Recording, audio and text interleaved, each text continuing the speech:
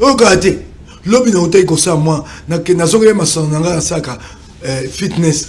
N'a pas de maté. N'a pas de billet. N'a pas de misala. Bagi nzoka ba bato IDPS. Moko na bango asepeli aye to kangana ye boye. O bo benga ka selfie. Ba soso abi kokana kangana ete. Afinga mokonzi mboka na finga kayeni boye pisanga. Eloko liboso akepa gouverneur ya Maïndombe akosenga mutuka.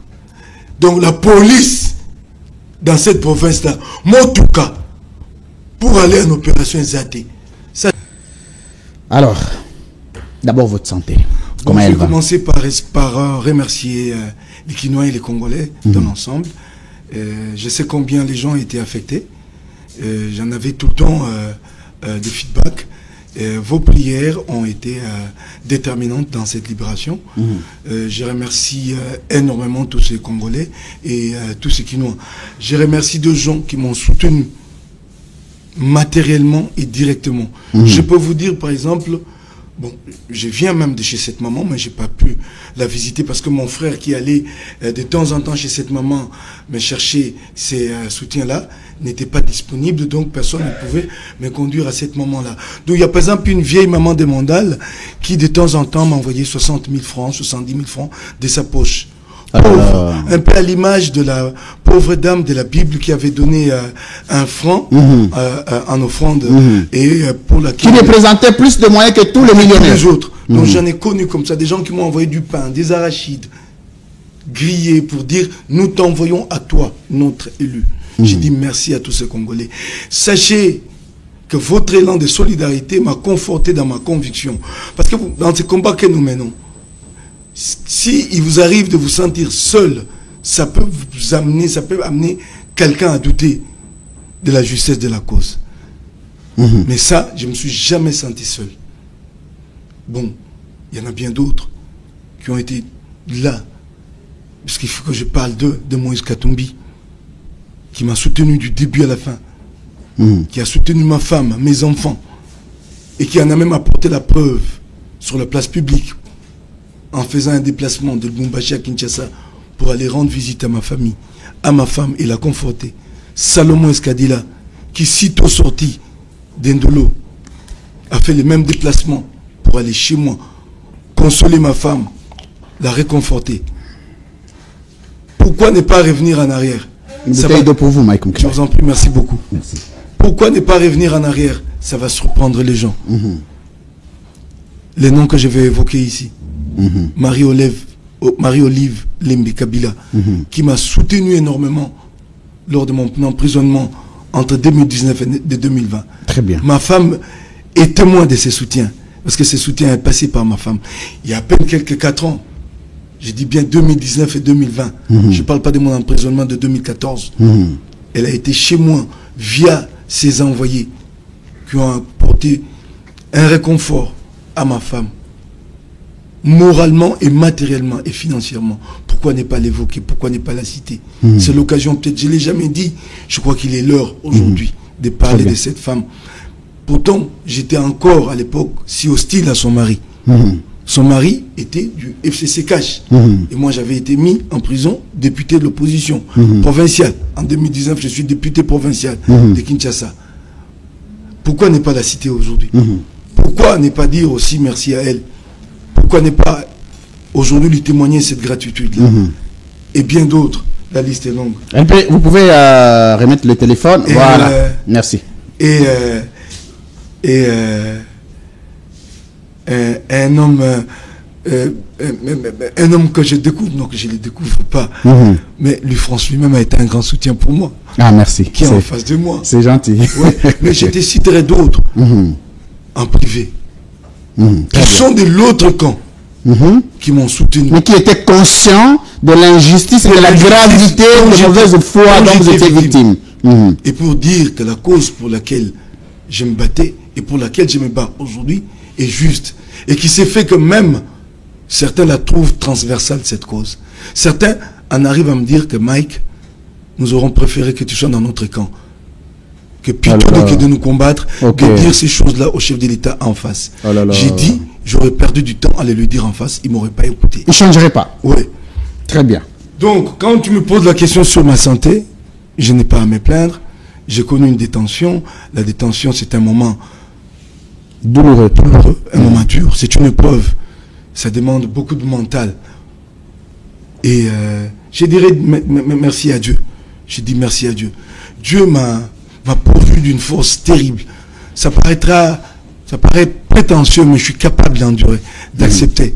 Mais tu sais ce qui me donne la force d'endurer et d'accepter cette souffrance, et finalement de surmonter et de rester fort, c'est la foi. La foi d'abord en Dieu, mais la foi aussi dans la cause. Très bien. J'y crois. La conviction. La conviction que ce que je fais est juste et c'est pour mon peuple. Et que je ne l'ai fait pas pour moi. Je ne l'ai fait pas pour mes enfants. Que je ne l'ai pas fait par calcul personne. Que je n'ai pas cherché de positionnement. Même alors que chercher de positionnement n'est pas empêché si ce positionnement est lié à l'intérêt général. On ne peut pas s'en plaindre. On ne peut pas récriminer quand quelqu'un cherche un positionnement qui est lié en même temps à l'intérêt général. Donc cette fois m'a accompagné, m'a conduit. Et je peux te dire que j'ai pu me débrouiller sur place. Ma femme m'a envoyé des haltères. Et je faisais donc du fitness matin, midi, soir. Je crois que... Il y avait un peu de biceps, hein? J'ai pris 2 kilos de muscles ici. Si je me dégrafe là, tu verras que j'ai pris, j'ai pris des muscles. Donc... mais l'épreuve, c'est une épreuve. Elle était difficile. Alors. Mais je ne peux pas parler de cette épreuve de ma santé sans ouvrir la parenthèse. Très bien, allez-y. La parenthèse de ceux-là qui ont partagé mon sort. Ceux qui ont vécu avec moi en prison. J'ai laissé des gens et je me sens aujourd'hui en devoir de porter la cause de ces gens-là. Notamment mon voisin de cellule, le capitaine de l'armée, Justin Ngolé. Ça, c'est une interpellation à l'endroit du ministre de la Justice. Justin Ngolé est détenu à Makala depuis 20 ans. 20 ans. 20 ans, j'ai dit 20 ans, et toujours prévenu. Toujours prévenu. Condamnation. Depuis 20 ans. Depuis 20 ans. C'est quoi le motif? C'est une interpellation à l'endroit du ministre de la Justice, Constant Moutamba. Il est poursuivi pour l'affaire de meurtre de Casque Bleu en 2005. Et cette affaire avait mis en cause pas seulement Justin Ngolé, mais bien d'autres généraux, notamment Germain Katanga. Tous ont été relaxés à un moment ou à un autre. Tous. Ils étaient une dizaine au départ. Il est le seul. Il a quel âge maintenant? Qui est détenu pour cette cause à ces jours. Il doit avoir quel âge en ce moment? C'est-à-dire, je ne vais pas commenter. Oui, mais j'essaye d'imaginer, je calcule, j'essaye de regarder l'âge de la détention, les 20 ans de plus. C'est quand même grave. Il a la quarantaine, donc imagine qu'il est arrivé en prison. À la vingtaine. Il avait une vingtaine. Il vient d'y passer 20 ans. C'est très grave. Mais je plaide aussi cette autre cause de ces centaines de prisonniers qui sont à Makala, condamnés, mais jamais mis au courant de leur condamnation.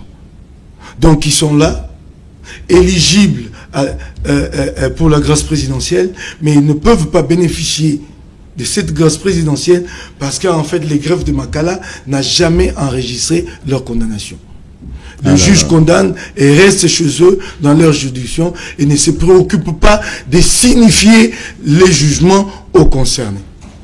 Et dans la plupart des cas, quand vous parlez avec ces prévenus, c'est pour la plupart ces prisonniers, c'est pour la plupart des gens sans instruction qui ne sont pas allés à l'école.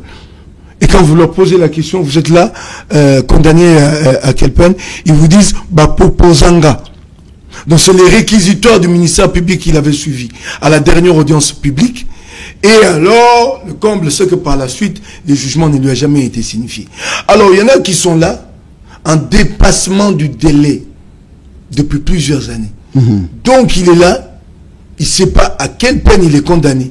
Et le jour où finalement, quelqu'un l'aide à accéder à cette information, il se rend compte qu'il a purgé et terminé sa peine depuis très longtemps. C'est tout un dossier que nous avions prévu, Mike Mkebaye, sur cette affaire de conditions de détention, dont vous-même, vous en avez été 22 mois après victime. Mais je veux que vous puissiez quand même nous relater les circonstances qui ont accompagné votre arrestation. Comment ça s'est passé? qu'est-ce qui a été fait exactement? Parce qu'il y a des Congolais qui ne savent pas dans quelles circonstances vous aviez été arrêté, à la maison, en dehors de la maison. Ce soir-là, c'est quoi le feuilleton? Ça se passe comment? Explique-nous, après cette émission-là, comment les choses se sont passées pour que vous vous retrouviez à ce jour à Makala. Avant d'aborder cette question-là, laisse-moi revenir rapidement sur Jacques Ndala, qui est encore en détention. Jacques Ndala. Je ne l'explique pas pourquoi il est toujours en détention, pourquoi il n'a pas bénéficié d'une liberté conditionnelle comme moi. Donc vous n'êtes pas sorti par la grâce présidentielle, vous? Bon, non, liberté conditionnelle. Ok, on y reviendra quand même. Alors, certains ont trouvé là-dedans un effort particulier du ministre de la Justice. Si c'est le cas, je lui dis salut, monsieur le ministre, mais Jackie, lui, pourquoi pas? Denise Duchossoir, qui était arrêtée pour la même cause dans cette affaire, elle est sortie le même samedi avec Seth Kikouni et Mike Mukebai. Pourquoi pas Jacques Ndala? Pourquoi ces doubles standards? J'ai beaucoup aimé le combat du ministre de la Justice. Il y a bien de choses qui ont changé à Makala, notamment les conditions d'incarcération. C'est respirable aujourd'hui à Makala. C'est une maison que je connais. J'y étais plus d'une fois. C'est la 3e fois que j'étais incarcéré à Makala. Les gens mouraient, tombaient comme des mouches chaque matin. On n'en enregistre plus les décès comme ça au quotidien. Il faut applaudir pour Moutamba. Mais il faut aussi dire à Moutamba pourquoi ces doubles standards en ce qui concerne Jacques Ndala. J'ai eu à lui parler. Il m'a parlé quand il est venu samedi, avant que je ne sois libéré. J'ai senti en lui cet engagement pour l'équité dans l'administration de la justice. Et au nom de cette équité, je l'interpelle. Au nom de cette équité-là, je l'interpelle. Mais tout autant aussi que je m'interroge, qu'est-ce qu'il a fait le pauvre? Je viens d'apprendre l'arrestation de Kovouingila. Il semble, je dis bien. Kovouingila DMLC? Oui, il semble qu'il est détenu dans les locaux de la DEMIAP. Je viens de l'apprendre. Je ne sais pas si cette information est vraie, mais j'ai dit, le pauvre, qu'est-ce qu'il a fait? Et si c'est vrai qu'il était dans les locaux de la DEMIAP, tout ce que je peux faire en ce moment, c'est de plaider pour qu'il soit déféré devant son juge à lui, son juge naturel. Alors, les conditions... Dans les circonstances de votre arrestation. Les circonstances de mon arrestation. Comment ça se passe? La veille, j'ai participé... Non, est-ce que... Attendez. On dirait, il y a une idée, un esprit qui me vient, qui me traverse, que nous puissions aborder cette partie en lingala. Au moment où maman pebele, maman matembele, maman va soutenir le 20 mai 2023. Totambolaki opposition, Katumbi azalaki, Fayo alaki, c'est Sanga.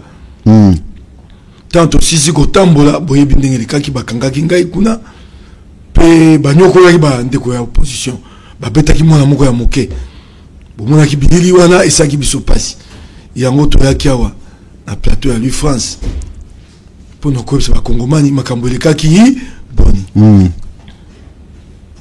Tango tosisi émission na zongi ndako lobi na yango obengaki ngai oyebisi nga te ndeko George Kapamba abengi yo alobi te mokonzi mboka moto abengi te émission elekaki awa epesi ekanda yo oluka ngai tokende komona Kapiamba toswana Kapiamba nayebisaki ote na komona Kapiamba te mpo oyo nalobaki olokwa mokolo nde babana lokota li français j'assume mpo nayeba ete komona Kapiamba elingi obani nabonga na maloba nabonga mabana kobale kojangana kowanga na maloba yanga mo nalobaki nayebisaki ote na komona ye te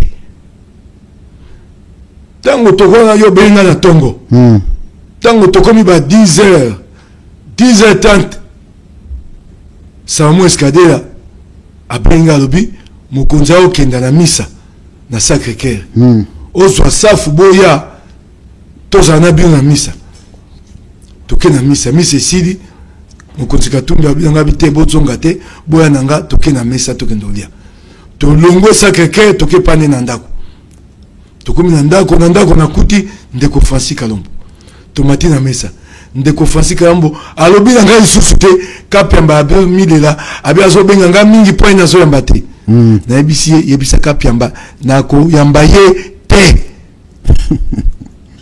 Mike na ko benga ye pe te asa bunga na enzela etumba to bunga na ye banda mbuma ya sukali ya union sacré ye alie yango kapiamba teke etumba makambo ba osa biso bo poser ya mabe na oka se pai atombola mongongo te ye makasi de ya na tango kabila na okenda te pa na ye pe na dossier mo na pesa kapiamba na 2017 na banza ya peronko atikala ko sa conférence de presse te pote malikamboana na pesa ya dossier monene na ye ba eloko sa na ngote na kaisu ne like pa kapiamba te na kaisu na confiance na ete nde na baki na okenda te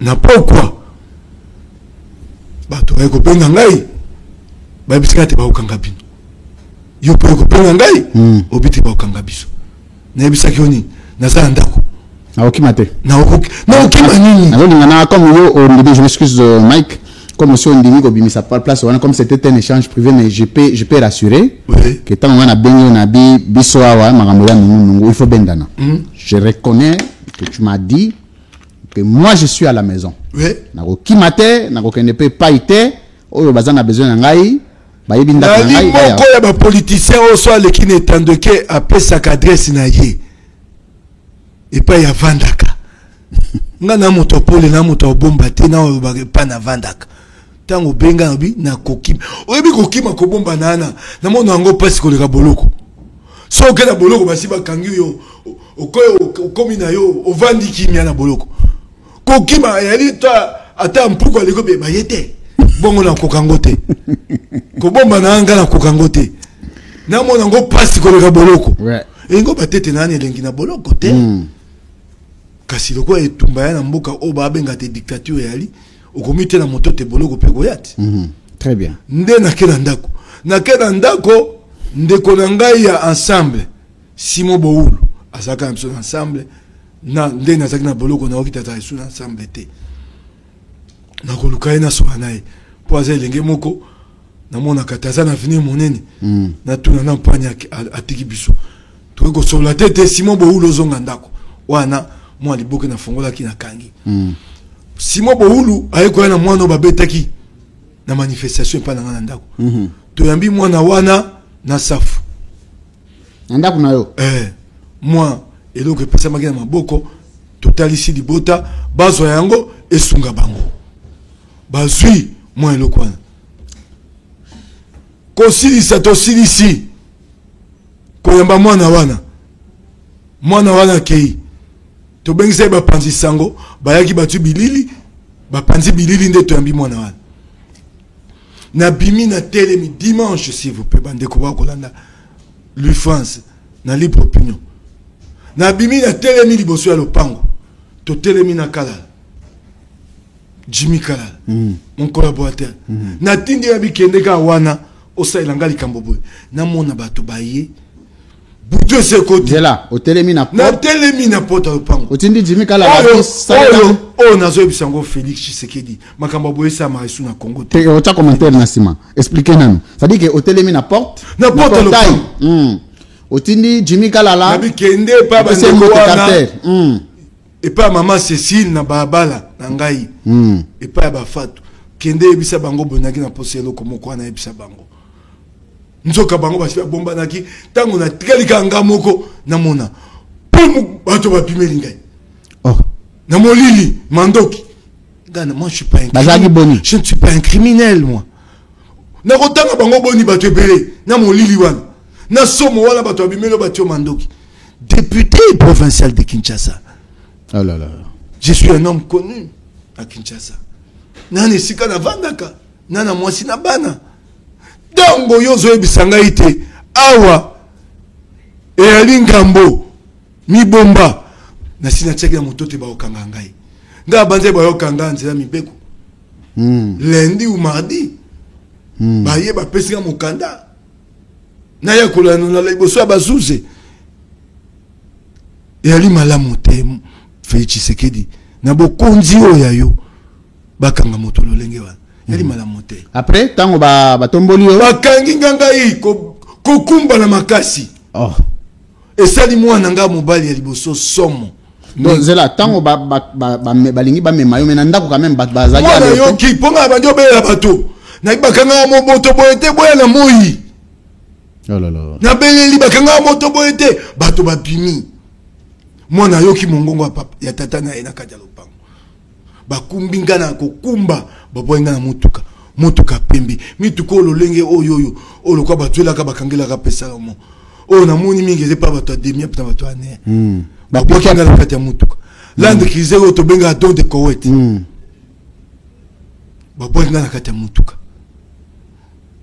pona nini kokanga moto lolenge bon pona nini pona sali nini siko après tango bakangi yo na motuka to côté na motuka babandi obeta ngai mutu bosi bozuye déjà aza offensif motuka wana na bango wana soko azale moto nzambe soki nde alobi batindaki toka ngai boko mobeta epwani c'est ça moko na bango akobeta na kofinga abida ngai député corrompu ali akambongo akatumbi tata yo ye kokanga ngai oye kokanga ngai na nzela mibe yo pesa ba leçon mora bon yo kambona yo na tu vois mawa mingi totamboli mokeboe na mona bakamati kagoule kagoule un élu bazui kagoule batenga moto yebisa ngai ndeko tango na koka bato bako ba état de droit un député cagoulé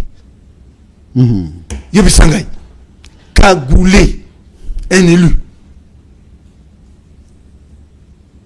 ndeko tango batenga kagoule na yebisa yo bato bakangi yo yebi bangote bakangi yo na butu obi place bozo kombote balakisa yo ata mukanda pete o tayate le côté o va na kiti balongoli na kiti batandinga na se omoni motoka don de Koweït ka kiti mibale koto ngambo na kati couloir.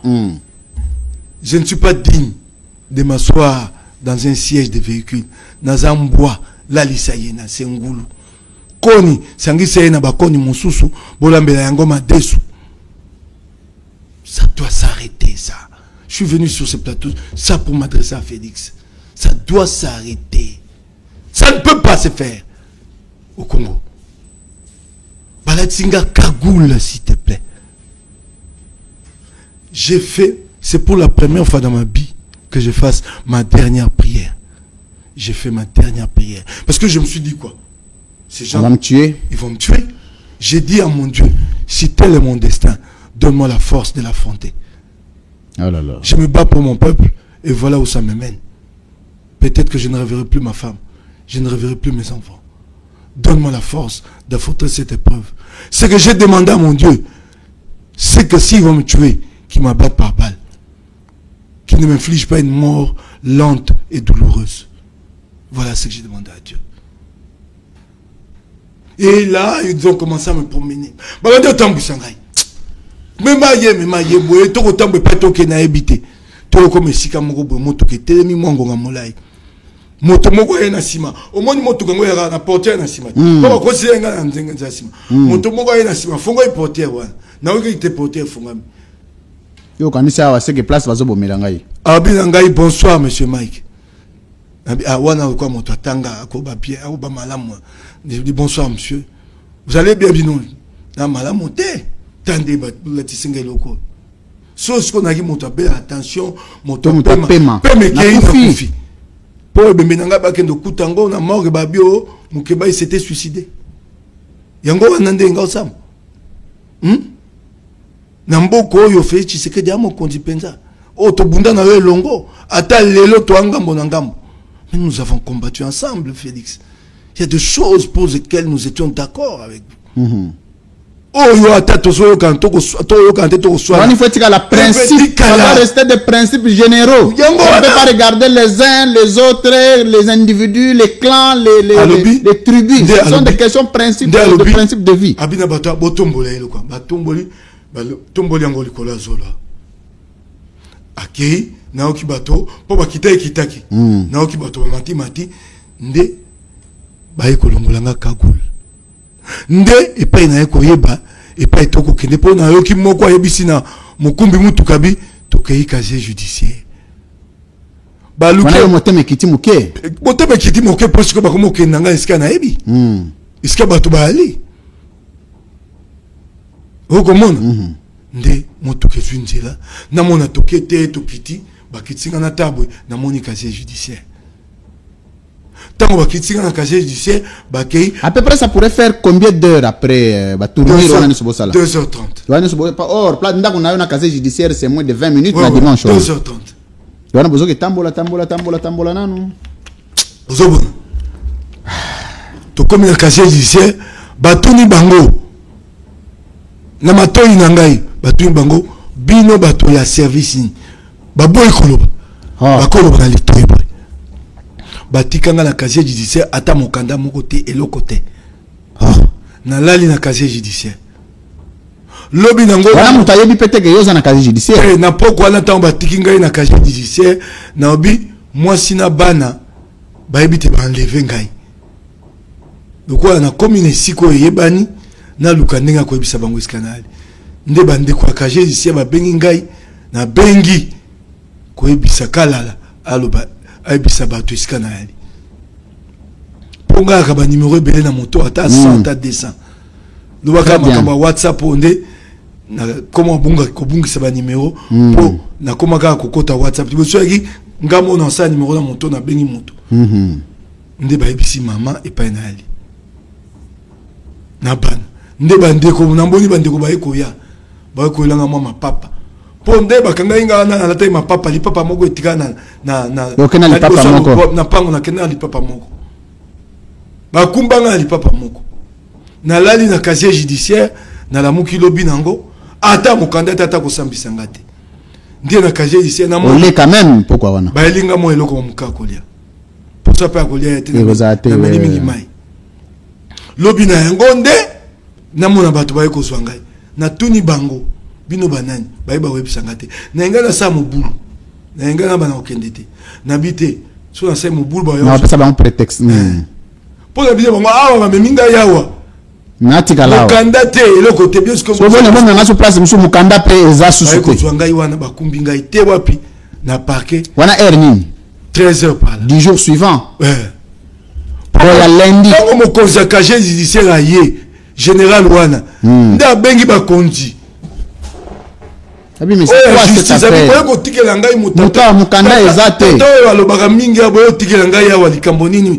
eloko moko te mokanda moko te nde baye kozanga bamemi ngai na parquet tokoma na parquet na mwa bamisi mokanda moko bapesi kuna o lettre de transfert na uti parquet ya cour de cassation ngai ateka parquet nateka makolo ngai na cour de cassation moko ni zela Mike zela mke olonge casier judiciaire bamemi ngai na parquet ya cour d'appel ya cour d'appel ya Kinshasa Gombe mais billet de transfert ebimi kuna eza ya cour de cassation procureur général ya cour de cassation moto atindi ngai lokola te akangaki ngai mokanda nde tobeta so boye na funda te lelo aucune suite j'ai fait une plainte devant le conseil supérieur attends comme ministre ndeo le conseil supérieur ya match koloba makambo comme ministre te bato babate na bimi pour comme ministre bon so comme ministre te nazo yoka yoka pa bato boye langa biloko bo soto wana te zela Mike zela mke toke malembe zela oh nazo te toke sikoyo zela nani zela mke dia sisa bisolo te na tika yo silisa baba ksanga mai monsieur voyez na droit de l'homme droit de l'homme faut pas attendre paquet monsieur prenez des dispositions à mener les droits de l'homme mokanda wana ya cour Mike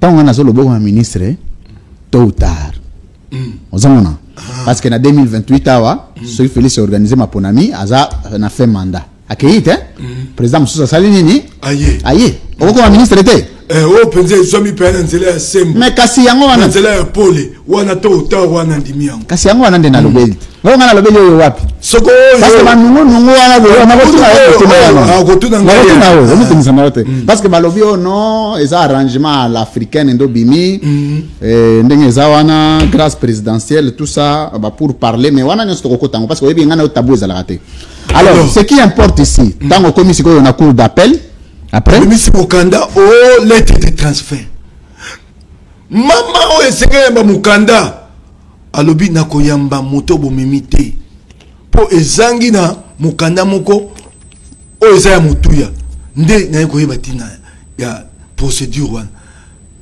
PV de saisie de prévenu esengeli na baya na yango oyo ezolakisa mpe bakangaki nga na epai basalaki ngai première audition eza te mama na bia koyamba mokanda te akoyamba mpe moto boye na ye te namona bato ya bapusani pembeni babengi na tshombo mboka ya bachombo